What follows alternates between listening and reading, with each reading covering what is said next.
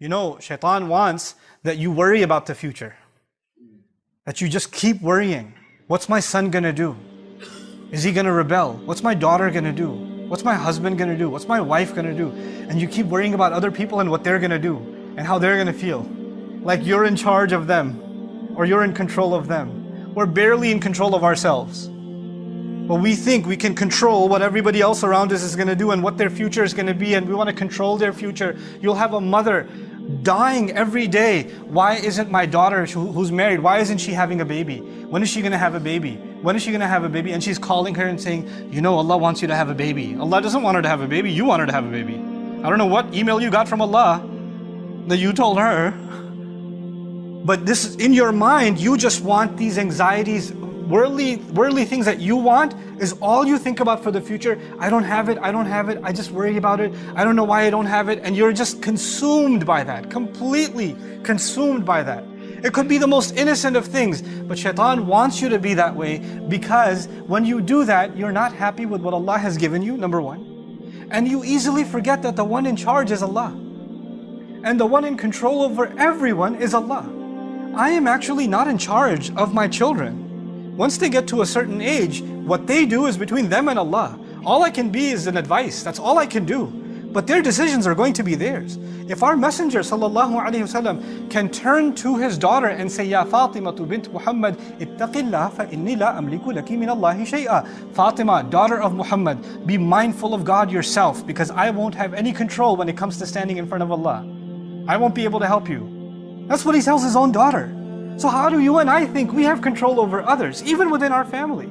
He wants us to think we're in charge, and and that's actually something only Allah has the right to. But He consumes our minds with it. And of course, when you try to control people, it backfires. It never works. You can never control people. You can't control people.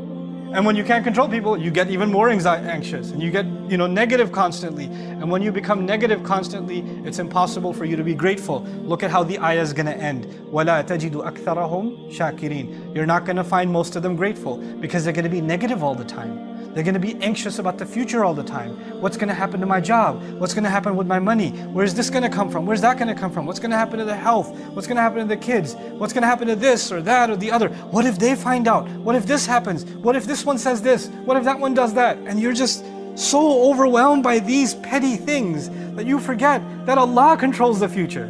That Allah owns it, not you, not me. And the fact that we had even a good, peaceful day, one moment, was not because we earned it or we planned it or we controlled it. It's Allah who gives relief. Every single day, that's Allah who gives relief.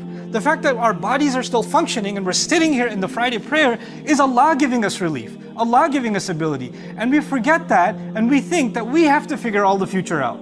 We have to control all the outcomes. And that's one of the things shaitan wants, is to make you confused about thinking that you have something to do with the future. One of the greatest tricks of the shaitan is to make you pessimistic about the future. Nothing's going to work out, it's all going to be bad, nothing ever worked anyway, it's always going to fail. You become so negative that not only are you negative about your own self, your negativity becomes infectious. Even people around you. Somebody's happy about something, somebody graduated, you're like, yeah, but you're not really going to get a job. You just have to throw in some kind of negative, because, just our luck. Runs in the family, don't worry about it.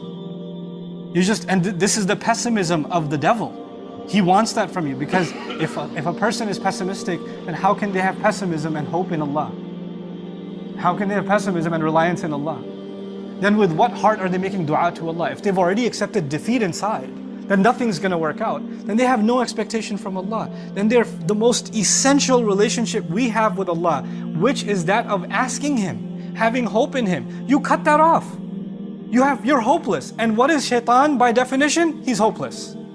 By definition, he's hopeless. And he wants you to become hopeless. These are his attacks from the front.